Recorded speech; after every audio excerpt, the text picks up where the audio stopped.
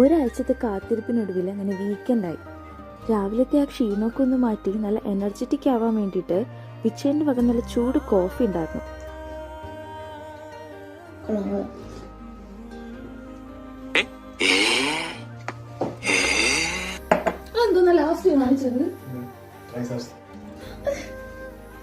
Six പാക്കും കൂടെ കാണിച്ചു കൊടുക്കും.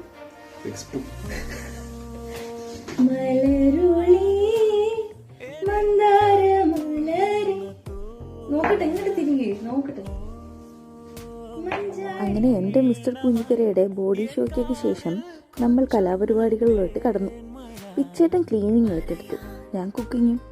അങ്ങനെ നല്ല നെയ്ച്ചോറും ചിക്കൻ ചുക്കയും എയർ ഫ്രൈഡ് ചിക്കൻ ഫ്രൈ ഒക്കെ ആയിട്ട് നമ്മൾ വീക്കെൻഡ് ലഞ്ച് കുശാലാക്കി.